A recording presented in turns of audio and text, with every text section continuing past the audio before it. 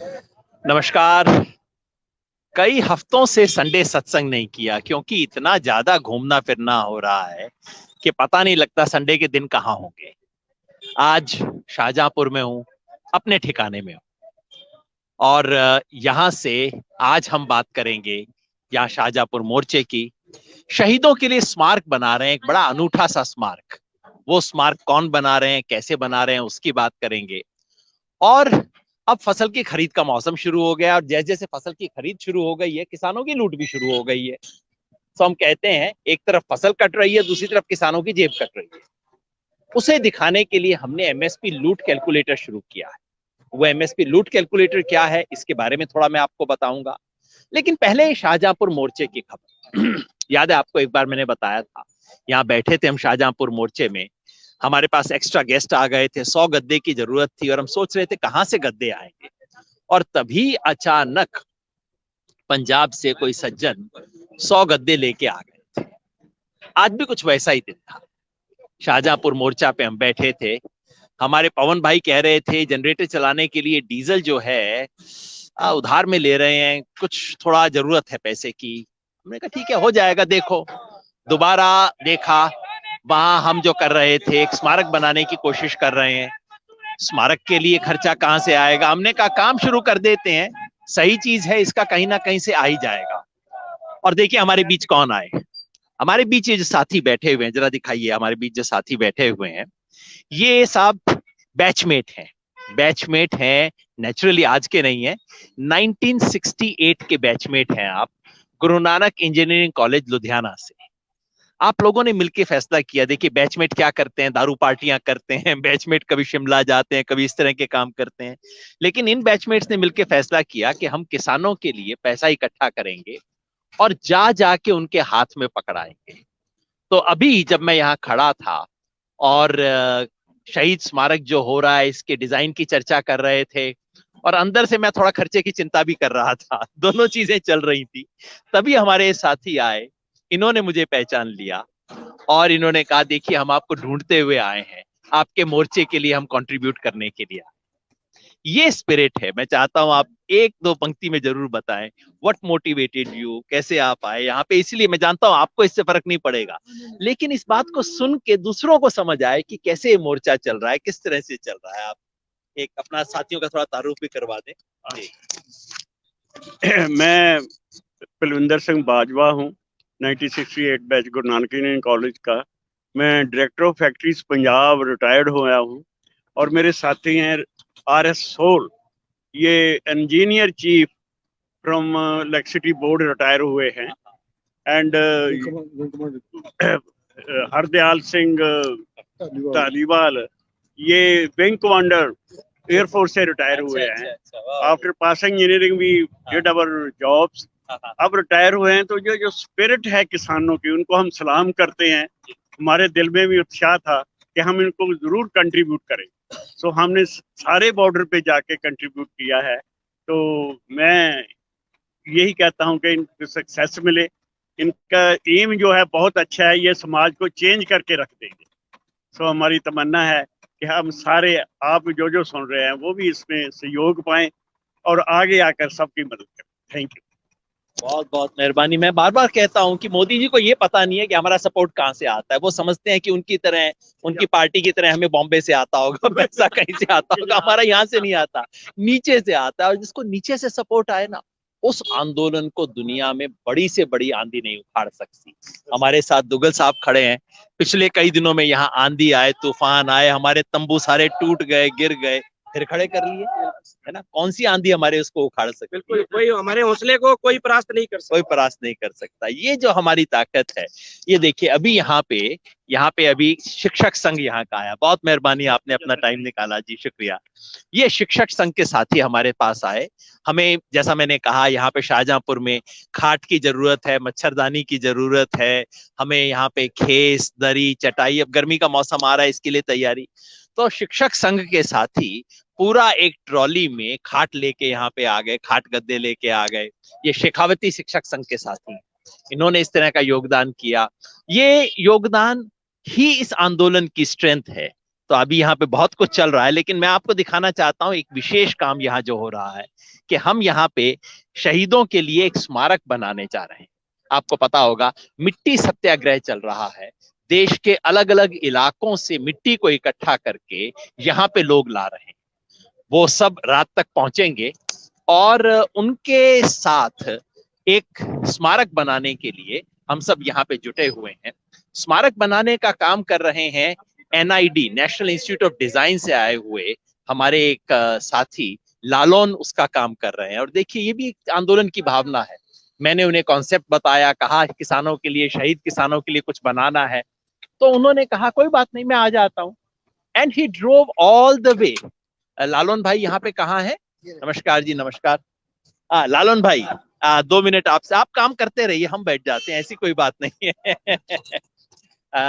ये हमारे साथी लालोन है, अहमदाबाद में नेशनल इंस्टीट्यूट ऑफ डिजाइन से हैं। इनसे मैंने बस फोन पे बात की, कहा कि ये जो किसान, शहीद किसानों के लिए एक स्मारक बनाना है। आप सब पता नहीं जानते होंगे, नहीं जानते होंगे, मुझे आइडिया है कि डिजाइनर से अगर आपने कोई चीज बनवानी हो तो उसका कितना पैसा लगता है। और मैं डर रहा था बात करते हुए डिजाइनर से कि अगर किसी डिजाइनर ने अपनी फीस बोल दी तो भाई हमारे पास तो इतना पैसा नहीं है।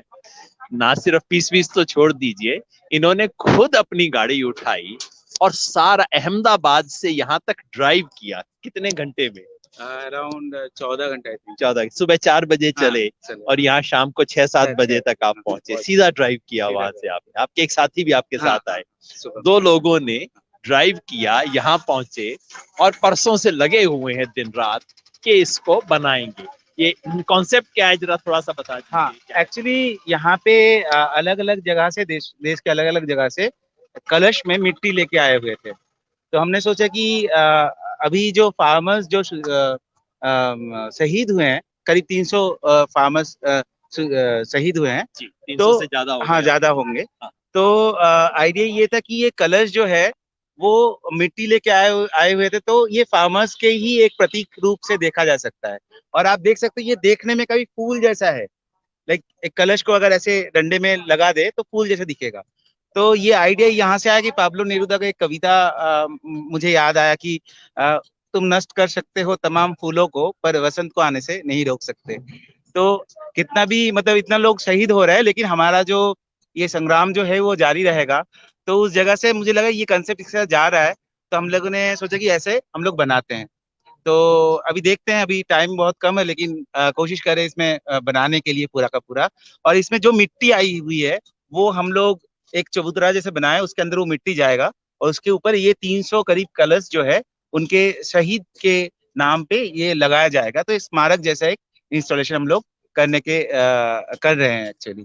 तो पूरा इंस्टॉलेशन तो मैं आपको नहीं दिखाऊंगा क्योंकि सरप्राइज तो कल के लिए रहना चाहिए ना।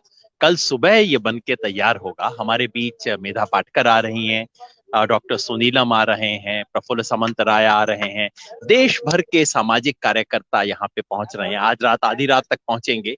कल सुबह 9 बजे हम इस इंस्टॉलेशन को लगा के, एटलीस्ट प्रोविजनली लगा के, बाद में लालन भाई इसमें और कुछ इम्प्रोवाइजेशन करेंगे, कुछ कुछ परिवर्तन करेंगे, लेकिन एक प्रोविजनली हम लगाएंगे ताकि यहाँ से आते जाते लोग, दिल्ली जयपुर जाते लोग याद रखें किसानों की शहादत। वो याद रखने के लिए स्मारक यहाँ पे बन रहा है, क्योंकि जो आंदोलन अपने शहीदों को भूल जाता है वो आंदोलन कभी सफल नहीं हो सकता, और हम अपने इन साथियों की शहादत को कभी नहीं भूलेंगे। तो ये कल सुबह यहाँ पे लगा रहे हैं। टीम है आपकी, आपके साथ दूसरे जो साथी आए हैं उनका नाम क्या है? उनका नाम शुभम है। शुभम, शुभम वो अभी बैठे हुए कुछ वेल्डिंग का काम कर रहे हैं, वो भी लगे हुए हैं। यहाँ सारी टीम है, सरपंच साहब भी खुद लगे हुए हैं यहाँ पे अपना, क्योंकि इसके लिए प्लेटफॉर्म बनाना था, तो यहाँ के साथियों ने जिम्मेवारी ले ली। आप भी शुक्लाबाद से ही है, हमारे राधेश्याम भाई भी शुक्लाबाद से, वो भी आए हुए हैं। तमाम साथियों ने जिम्मेवारी ले ली, कोई अपना मिट्टी डाल रहा है, कुछ कर रहा है, पृथ्वी भाई भी हैं, सब लोगों ने अपनी अपनी जिम्मेवारी लेके इसको लगाया। अभी मैं दिखाऊंगा नहीं क्योंकि दिखाएंगे कल आपको, ताकि पता लगे कि हमने कैसा इंस्टॉलेशन बनाया है। ये सब काम यहाँ जारी है। उधर आप देख सकते हैं ये जो शुभम भाई हैं वो वहां बैठे हुए अपना काम कर रहे हैं। ये कलश हैं, इन सब के लिए तैयारी चल रही है, और उसके पीछे उनकी वो गाड़ी है जिसको ड्राइव करते हुए वो लोग गुजरात से आए हैं। मैं चाहता हूं आप देखें, साधारण सी गाड़ी में इतना दूर से चलाते हुए आए। मैंने बात की थी कि आपके साथ आज ये भी बात करेंगे कि ये एमएसपी की लूट का मामला क्या है। हमने एमएसपी लूट कैलकुलेटर चला रखा है और आप भी सोचते होंगे कि ये क्या है कैलकुलेटर, इसका क्या फायदा है। मोटी बात क्या है, इस देश के प्रधानमंत्री कहते हैं कि भाई एमएसपी थी, है और रहेगी। एमएसपी क्या है? सरकार की तरफ से किसान को वायदा है कि भाई आपकी फसल पे इतना तो न्यूनतम से न्यूनतम दाम आपको मिलना चाहिए। और समर्थन मूल्य जब सरकार कहती है, इसका मतलब है कि अगर तुम्हें बाजार में नहीं मिले तो चिंता ना करो, सरकार तो कम से कम तुम्हें इतना सहारा देगी ही देगी। लेकिन व्यवहार में ऐसा होता है? कहीं नहीं होता। और इस फ्रॉड को दिखाने के लिए हमने एमएसपी लूट कैलकुलेटर शुरू किया है। आप में से कई लोग पूछते हैं ये क्या है, कैसे होता है, इसके बारे में कई प्रश्न आपके मन में हैं। तो पहली बात जो मैं आपको बताना चाह रहा हूं कि ये एमएसपी लूट कैलकुलेटर के जितने भी आंकड़े हैं, ये हमारे मन के नहीं है। कोई आंदोलनकारी अपने आंकड़े नहीं ला रहे, क्योंकि आंदोलनकारी लाएंगे अपने आंकड़े तो कभी कभी क्या होता है कि उनका थोड़ा उत्साह हो जाता है, एक अपनी तरफ की बात दिखा देते हैं। ये किसी मीडिया से लिए हुए भी आंकड़े नहीं है, ये सरकार की अपनी वेबसाइट से लिए हुए आंकड़े। सरकार की एक वेबसाइट है एगमार्कनेट। उस वेबसाइट का काम ही सिर्फ ये है कि देश की हर मंडी में हर रोज कौन सी फसल कितनी बिकी, कितने दाम में बिकी, ये रिकॉर्ड करना उस वेबसाइट का काम। और हम क्या वीडियो चला के हम आपको वो वेबसाइट दिखाना चाहते हैं। और अगर संभव हो तो आप खुद भी जाके उस वेबसाइट को देखिएगा। एग मार्क नेट करके ये वेबसाइट है भारत सरकार की। हर मंडी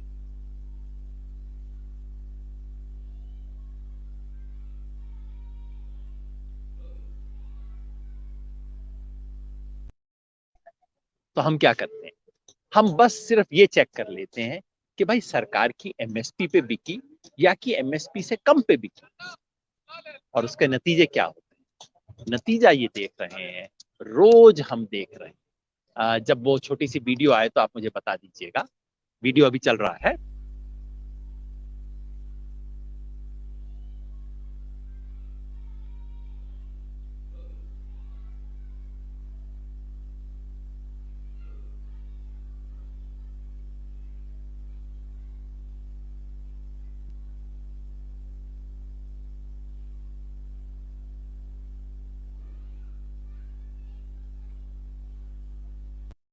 कह रही है, आपके अपने आंकड़े कह रहे हैं कि किसान को नहीं मिल रही है।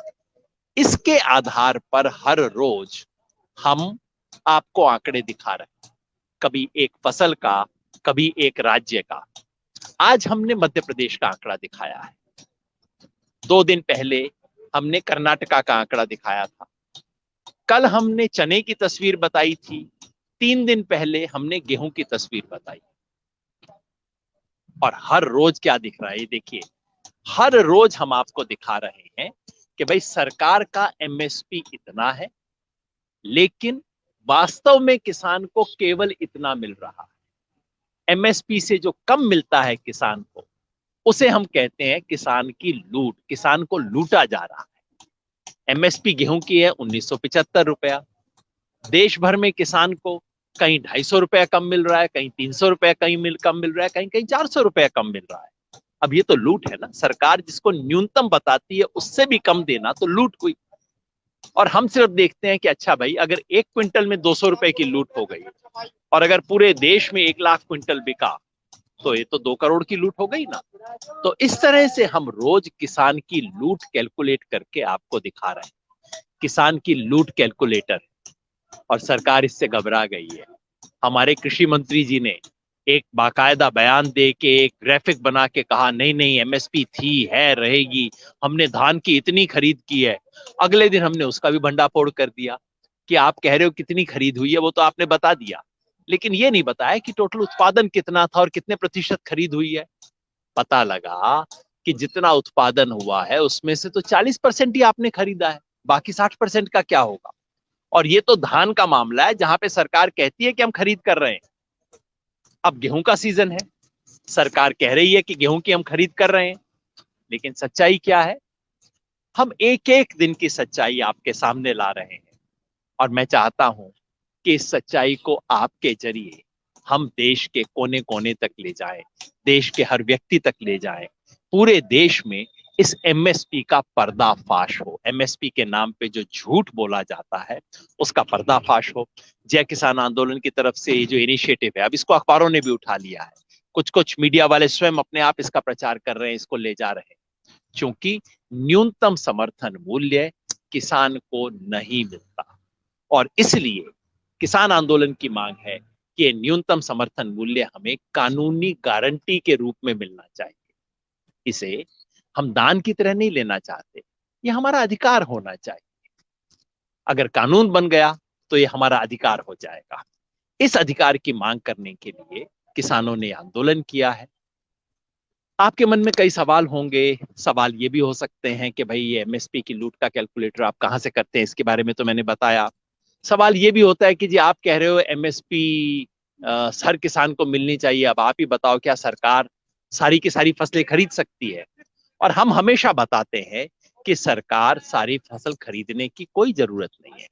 किसान को अगर एमएसपी दिलानी है, किसान को न्यूनतम समर्थन मूल्य दिलाना है, क्योंकि ये सवाल इतनी बार मुझसे पूछा जाता है, इसलिए मैंने सोचा कर दूं। इस सरकार भी इसका बड़ा प्रोपेगेंडा करती है। सरकार कहती है कि देखो अब ये किसान आंदोलन कैसी बात कर रहे हैं, ये कह रहे हैं कि हर किसान को न्यूनतम समर्थन मूल्य मिलना चाहिए। अब आप ही बताइए सरकार खरीद कैसे करेगी? फिर वो कहीं से आंकड़ा लेके आते हैं कि इसमें तो 17 लाख करोड़ रुपया खर्च हो जाएंगे अगर सरकार खुद सारी फसलों की खरीद करेगी। अब ये बात झूठी है। झूठी इसलिए है क्योंकि नंबर एक तो प्रधानमंत्री नरेंद्र मोदी खुद ये मांग किया करते थे 2011 में कि एमएसपी को कानूनी गारंटी दी जाए, तो कब क्या वो बेवकूफी की बातें करते थे। दूसरा, 17 लाख करोड़ की बात इसलिए भी गलत है कि भाई सरकार मान लो खरीदेगी तो खरीदने के बाद उसको कोई समुद्र में थोड़ी फेंक के आएगी, सरकार बेचेगी भी तो सही।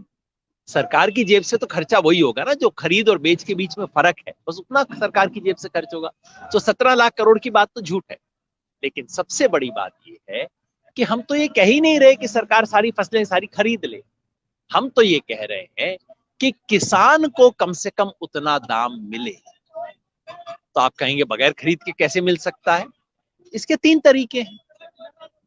सरकार अगर खरीदने की स्थिति में नहीं है, और कई फसलें जिसे खरीद के सरकार क्या करेगी, तो सरकार 2-3 काम कर सकती है। पहला, कि सरकार सारी फसल ना खरीदे, बस जैसे जिस दिन एमएसपी से नीचे दाम गिरे सरकार आए थोड़ी सी खरीद कर ले ताकि दाम दोबारा उठे। कपास के अंदर बिल्कुल यही होता है। कॉटन कॉर्पोरेशन ऑफ इंडिया आती है, जैसे ही दाम कपास का गिरना शुरू होता है कॉटन कॉर्पोरेशन ऑफ इंडिया आके खरीद करती है, दाम उठ जाता है, फिर वो अपने पीछे हट जाते हैं। ये कर सकते हैं। दूसरा, आप ये नहीं कर सकते, कोई बात नहीं, आप किसान को मुआवजा दे दो। आपने कहा कि 1975 रुपए गेहूं का दाम है, किसान को मान लीजिए 1700 रुपए मिले, 275 रुपए कम मिले ना, आप किसान को 275 रुपए की भरपाई कर दो, आपको खरीदने की कोई जरूरत नहीं, मुआवजा दे दो, भरपाई कर दो। ये किया जा सकता है। और देश की एक्सपोर्ट इंपोर्ट की पॉलिसी बदली जा सकती है और एक कानूनी बदलाव हो सकता है। सरकार कानून में लिख सकती है कि एमएसपी से नीचे पे कोई भी बोली मंडी के अंदर नहीं लगेगी। ये सब काम किए जा सकते हैं। तो सरकार अगर चाहे तो ये किया जा सकता है। सवाल नीति का नहीं है, सवाल नियत का है। नियत नहीं है सरकार की करने की, इसलिए जब से एमएसपी का सवाल आया है तब से सरकार बातचीत में चुप्पी लगा गई है। लोग कई कहते हैं साहब 2 महीने से सरकार ने बात नहीं की, कई कारण है उसके, लेकिन एक कारण ये भी है कि एमएसपी का सवाल उठ रहा है और सरकार एमएसपी के सवाल से डील नहीं करना चाहती, क्योंकि वो करा तो जेब से पैसा जाएगा। जाएगा कहाँ? किसान की जेब में जाएगा। अरे भाई इससे क्या तकलीफ होती है, कोई चीन थोड़ी जा रहा है, कोई अंबानी की जेब में थोड़ी जा रहा है, किसान की जेब में जाएगा। लेकिन ये सरकार को कबूल नहीं है। इसलिए इस सच्चाई को हर रोज सबके सामने लाने के लिए हमने एमएसपी लूट कैलकुलेटर किया है, ये याद दिलाने के लिए कि रोज किसान की लूट हो रही है। 1 अप्रैल से खरीद शुरू हो गई है कई राज्यों में, जहां कईयों में 15 मार्च से शुरू हो गई थी, लेकिन बाकी राज्यों में 1 अप्रैल से शुरू हो गई है। गेहूं की खरीद शुरू हो गई है, कई कई जगह पे दूसरी फसलों की थोड़ी बहुत खरीद हो रही है। हम आने वाले महीने भर रोज आपको दिखाएंगे कि सरकार की खरीद चल रही है, लेकिन वास्तव में किसान की खरीद नहीं हो। कागज भरे जा रहे हैं, वास्तव में नहीं पहुंच रहा है। इसकी खबरें आनी शुरू हो गई हैं हरियाणा से, बाकी सब जगह से। ये तमाम खबरें हम आपके पास लेके आएंगे, लेकिन कल सुबह हम आपके पास लेके आएंगे यहाँ के किसानों के स्मारक की स्थापना की खबर। जैसा मैंने बताया, आज रात आधी रात के करीब शाहजहांपुर में देश भर के कार्यकर्ता इकट्ठे हो रहे हैं, किसान नेता इकट्ठे हो रहे हैं, जो देश के कोने कोने से मिट्टी लेके आ रहे हैं। अलग अलग जगहों की मिट्टी यहाँ पे आ रही है। मैं आपको इसका कुछ नमूना भी दिखा सकता हूँ जो मिट्टी इकट्ठा होके आई है। यहाँ पे अलग अलग जगह से मिट्टी इकट्ठी होके आई है। कल आज रात आधी रात तक वो सब लोग आ जाएंगे अपनी मिट्टी लेके। ये देखिए, मिट्टी सत्याग्रह के लिए इस्माइलपुर अलवर जिले का, राजस्थान का, वहां से उन्होंने इसके अंदर कलश में अपना मिट्टी भर के भेजा है। इस पैकेट के अंदर तमाम गांव से, जहां जहां से आई ये मिट्टी, अलग अलग गांव का है। माफ कीजिएगा, गुजराती में लिखा हुआ है इसलिए मैं पढ़ नहीं सकता क्या लिखा हुआ है। ये शायद सूरत जिला है, वहां से आया, लेकिन मैं गुजराती नहीं पढ़ सकता। जहां जहां जिस गांव से मिट्टी आई है उस गांव का नाम लिखा हुआ है। और चुरू का है ये ना साहब, गुजराती लिखी हुई है, हिंदी नहीं है। तो चुरू नहीं हो सकता, गुजराती लिखी हुई है, इतना तो मैं भी जानता हूँ, हिंदी नहीं है, गुजराती है। तो हमारे साथी भी आए हुए। कहाँ से आए हो भाई आप? हनुमानगढ़ से आए हैं। देखिए, ये सारे साथी हनुमानगढ़ से आए हैं। हनुमानगढ़ कौन सी तहसील से? प्रॉपर लोकल हनुमानगढ़ से आए हैं। वाह, बहुत बढ़िया।